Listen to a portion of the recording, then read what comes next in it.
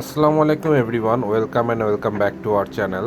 অনেকদিন ধরে ইচ্ছা করছিল যে একটু সৈয়দপুর যাব, কারণ সৈয়দপুরে আমার অনেক স্মৃতি মাখানো, আমার শৈশবকালটা সৈয়দপুরে কেটেছে। তো যে কথা সেই কাজ, অফিসের একটা ছুটি পেয়ে বাসের টিকিট কেটে উঠে পড়লাম সৈয়দপুর যাওয়ার উদ্দেশ্যে।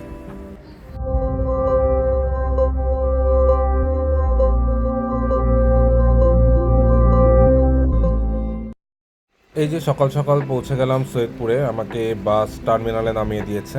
এদিকে আমি সৈয়দপুর যাব বলে আমার স্কুল ফ্রেন্ড বাবলু, সেও সৈয়দপুরে এসেছে আমাকে গাইড করবে বলে, কারণ প্রায় 13 বছর পর আমি সৈয়দপুরে আসলাম। আমরা সকালে তাজির হোটেলে নাস্তা করে হাঁটা শুরু করলাম সৈয়দপুর শহরটা এক্সপ্লোর করব বলে। আমরা যখন পৌঁছেছি তখন বাজে সকাল 7:30। তো সেদিন ছিল 1 মে, ছুটির দিন, সেই জন্য হয়তো রাস্তাঘাট একটু ফাঁকা ছিল, দোকানপাটও বন্ধ ছিল। আমরা হাঁটতে হাঁটতে চলে আসলাম জিআরপি ক্যান্টিনে। এই ক্যান্টিনটা অনেক পুরাতন, আর এই ক্যান্টিনের একটা বৈশিষ্ট্য হচ্ছে এই ক্যান্টিনের চাটা অনেক সুন্দর হয়।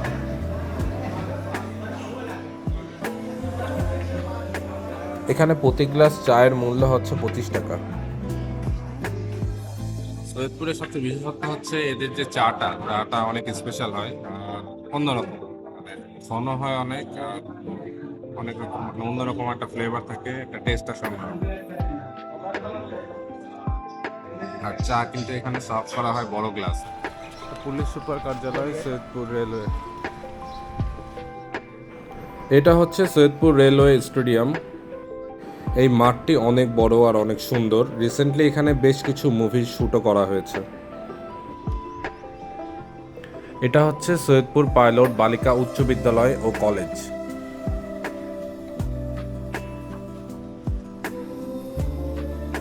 সৈয়দপুরে অনেক পুরাতন 2টা গির্জা আছে, তার মধ্যে এটি একটি। এটা হচ্ছে আমার স্কুল, সাবঅর্ডিনেট কলোনি সরকারি প্রাথমিক বিদ্যালয়, প্রাইমারি পড়া স্কুল থেকে।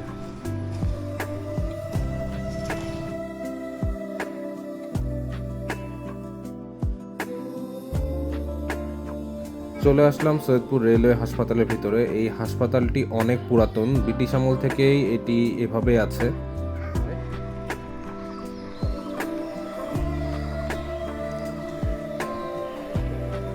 হ্যাঁ, অনেক পুরাতন। আমরা যখন ছিলাম তখন এই রুমে ছিল, কালারটা নতুন এই ছিল।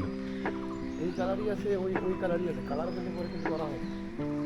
হাঁটতে হাঁটতে চলে এলাম সৈয়দপুর রেলওয়ে স্টেশনে। প্ল্যাটফর্মটা অনেক ডাউন ছিল।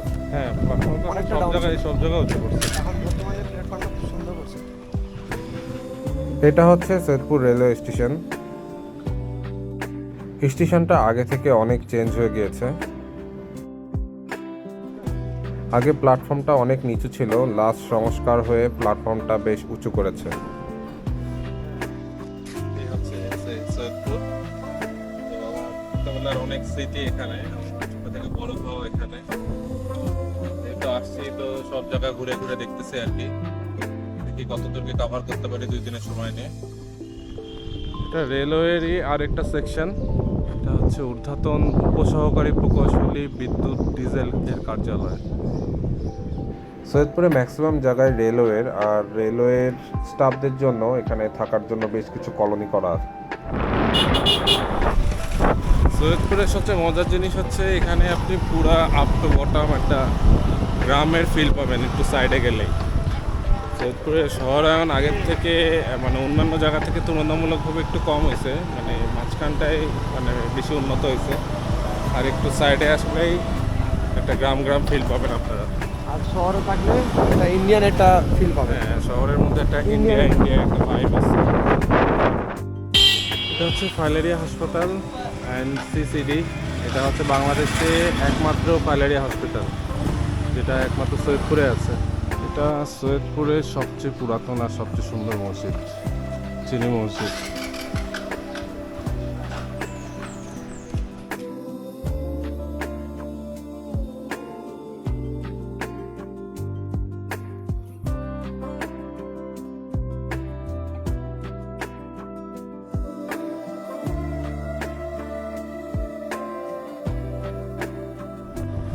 এটি হচ্ছে সৈয়দপুর বাইপাস, যা বিশ্ব রোড নামেও পরিচিত।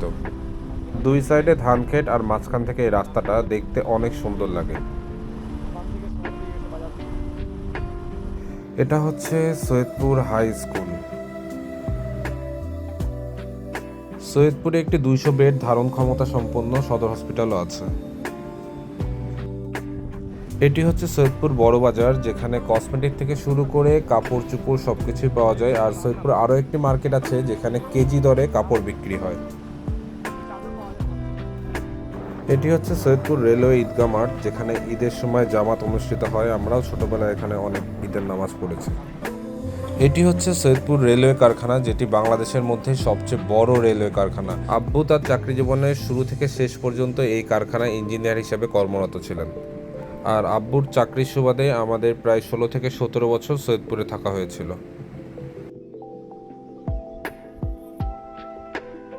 কারখানার ঠিক গেটের সামনে একটা ছোট ডেমো বগি রাখা, যেটি দেখতে অনেক সুন্দর লাগছিল। ডেমো দিছে এমনি জাস্ট দেখার জন্য, বাট কিন্তু পোলাপান আগে যায় বয়ে থাকতো, এই দিন এই সাইডে ঢুকতো আমার। এই লোকেশনটায় দাগি মুভির একটা ছোট ক্লিপ শ্যুট করা হয়েছিল। দামাল মুভিটাও কিন্তু সৈয়দপুরে শ্যুট করা। এই রেলের কোয়ার্টারে আমরা থাকতাম। আমার শৈশবকালটা পুরোটাই এই কোয়ার্টারে কেটেছে। এই প্লেসটা এসে শৈশবের অনেক স্মৃতি মনে পড়ছিল। আসলে সময় যে কিভাবে পার হয়ে যায় সেটা আসলে বোঝা যায় না।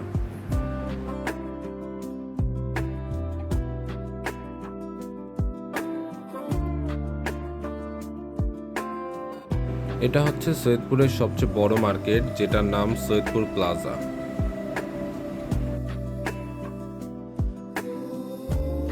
ঘুরতে ঘুরতে দুপুর হয়ে গেল, তো আমরা ঠিক করলাম দুপুরের খাবার খাবো। তো বাবলু বলল বিন্নাকুড়িতে নাকি সুন্দর হাঁসের মাংস পাওয়া যায়। তো আমরা হাঁসের মাংস খেতে রওনা দিলাম বিন্নাকুড়ির উদ্দেশ্যে। রাস্তাটা ছিল অনেক সুন্দর, দুপাশে সবুজ ধান ক্ষেত আর মাঝখান দিয়ে চিকন রাস্তা। সে অপরূপ একটা দৃশ্য। এই যে আমরা পৌঁছে গেছি হোটেল সুবর্ণাতে।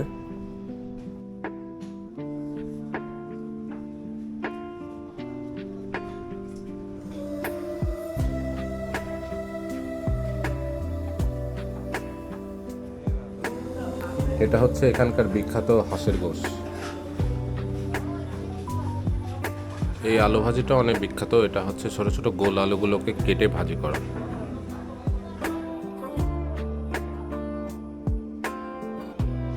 এই হাঁসগুলো রেডি করা হচ্ছে, এগুলো খুব ভালোভাবে ধুয়ে তারপর রান্না করা হবে। এই যে আমাদের খাবার চলে এসেছে।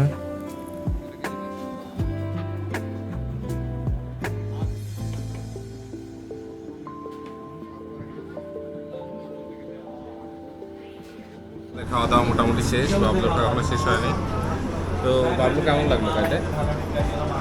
সেই এই স্বাদটা অথেন্টিক আর অনেক সুন্দর ছিল। এদের মানে হাঁস রান্নাটা স্বাদটা অন্যরকম ছিল, ইউনিক।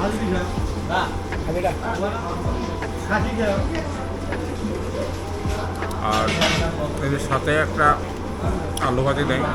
আলু ভাজিটা আমি ওই টাইপের আলু ভাজি কখনো খাইনি। মানে ছোটো ছোটো গোল আলু যেটা, সেটা হচ্ছে কেটে আলু ভাজি করা, আর সাথে দেয় হচ্ছে তেল পেঁয়াজ মাখানো। এটা হচ্ছে এই হোটেলের খাবারের মূল্য তালিকা। এটা হচ্ছে সেন্ট জেরোজা স্কুল। আমার স্কুল লাইফের শুরু এখান থেকেই। আমি এই স্কুলে প্রথম নার্সারিতে পড়তে হয়েছিলাম। এটা হচ্ছে সৈয়দপুরের আরেকটি বিখ্যাত school, Lions school and college. এই মাঠটির নাম হচ্ছে 5 স্টার মাঠ। ছোটবেলায় এই মাঠে অনেক খেলাধুলা করেছিলাম আমরা। সৈয়দপুর সরকারি বিজ্ঞান কলেজ, এই স্কুলে আমি আমার মাধ্যমিক পড়াশোনা করেছিলাম। যদিও এই স্কুলের পূর্ব নাম ছিল সৈয়দপুর সরকারি কারিগরি মহাবিদ্যালয়। এই হচ্ছে আমাদের স্কুল। আমাদের 3 তলায় ক্লাস হতো, পুরো 3 তলায়। নিচে ছিল কলেজ, আর এখানে পিটি হতো। অনেক পুরাতন স্মৃতি আর কি। এটা এবারকে নতুন হয়েছে।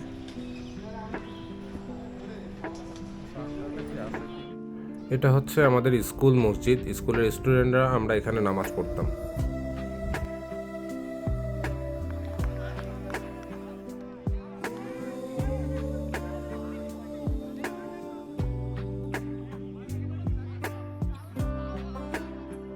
এরপর আমরা ঘুরতে ঘুরতে পৌঁছে গেলাম সৈয়দপুর এয়ারপোর্টে।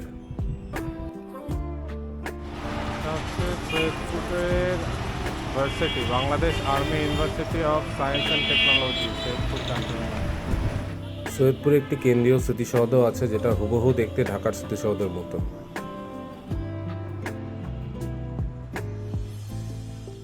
পরদিন আমরা জুম্মার নামাজ শেষ করে দুপুরের খাওয়া দাওয়া সেরে চলে আসলাম সৈয়দপুর ইকো পার্কে।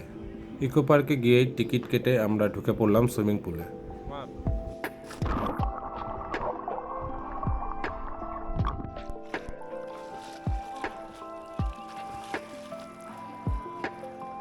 ইকো পার্কে আমার সাথে দেখা করতে মারুফ চলে আসলো। মারুফ হচ্ছে আমার মাধ্যমিক স্কুলের ফ্রেন্ড।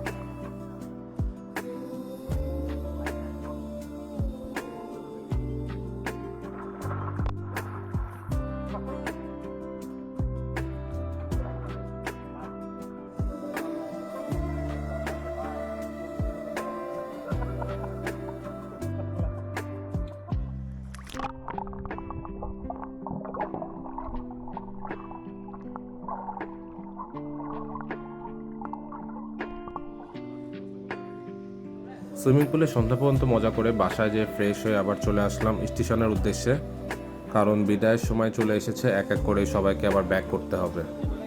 সন্ধ্যা 7:30টায় ছিল বাবলুর ট্রেন। বাবলু যশোরে ব্যাক করবে। আল্লাহ হাফিজ তানভীর, তোমার সাথে আবার দেখা হবে যশোরে।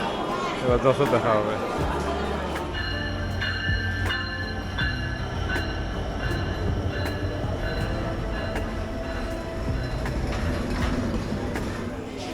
ওয়েট করছে কখন ট্রেন ছাড়বে, ছাড়লে তারপর উঠবে দৌড়ে দৌড়ে। সময় আছে, 2 ঘন্টা আছে। এই যে বাবলু যশোরের ট্রেন ছেড়ে দিল, আর আমার বাস ছিল রাত 11টার সময়।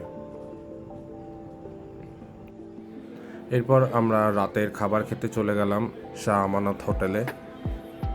ওখানে গিয়ে আমরা অর্ডার করেছিলাম চিকেন বটি কাবাব, আর সাথে অর্ডার করেছিলাম নান।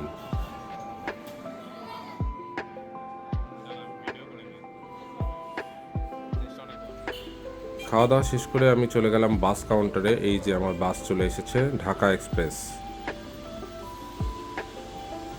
বাসের ভিতরটা অনেক সুন্দর ছিল, গাড়িটা ভালোই আছে। ঢাকা এক্সপ্রেস হচ্ছে বাস গাড়ির ভিতরের স্পেস মোটামুটি ভালোই, খারাপ না।